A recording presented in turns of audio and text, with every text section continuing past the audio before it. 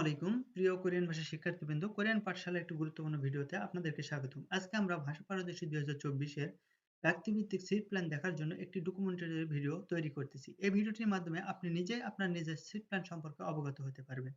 আশা করছি এই ভিডিওটি আপনাদের জন্য খুবই হেল্পফুল হবে। তো চলুন আমরা মূল ভিডিওতে যাই।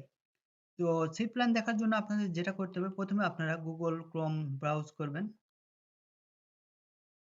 এবং সার্চ বারে লিখবেন EPS dot HRD Korea dot OR dot KR space exam space date। এরপরে আপনারা ইন্টার বাটনে প্রেস করুন অথবা মোবাইল দিয়ে দেখলে সার্চ বাটনে প্রেস করুন। এরপরে দেখুন এখানে অনেকগুলো লিঙ্ক দেখা যাচ্ছে। এখান থেকে আপনারা প্রথম যে লিঙ্কটি রয়েছে এই লিঙ্কের উপর একটি ক্লিক করুন।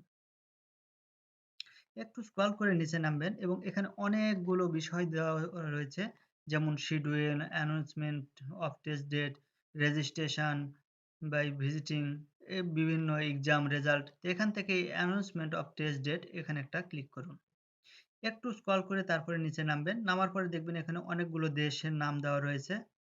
দেখেন উপরে লেখা আছে এক্সামিনেশন অফ ইনফরমেশন এবং এখানে অনেকগুলো দেশের নাম দেওয়া রয়েছে। এখান থেকে আপনার যে এই বাংলাদেশে একটা ক্লিক করুন। ক্লিক করার পরে দেখেন অ্যানাউন্সমেন্ট অফ টেস্ট ডেট এর পাশে ডান পাশে দেখেন একটা রিসিভ নাম্বার রয়েছে। এই যে রিসিভ নাম্বার, এই রিসিভ নাম্বারের জায়গায় আপনারা আপনাদের রেজিস্ট্রেশন নাম্বারটি দিবেন। আমি একটি রেজিস্ট্রেশন নাম্বার প্রবেশ করাইতেছি। এরপরে আপনি এই সার্চে একটা ক্লিক করুন।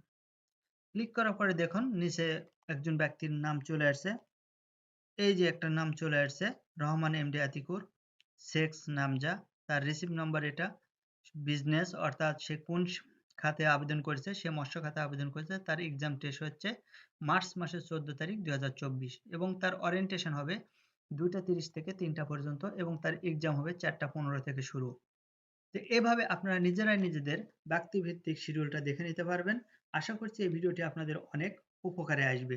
এই ভিডিওটি যদি ভালো লাগে থাকে ভিডিওটি শেয়ার করে আপনার বন্ধুদেরকে নিজেদের এই ব্যক্তিভিত্তিক শিডিউলটা দেখার সুযোগ করে দিন। সবাই ভালো থাকবেন, সুস্থ থাকবেন। আগামীতে দেখা হবে নতুন কোনো ভিডিওতে। আল্লাহ হাফেজ।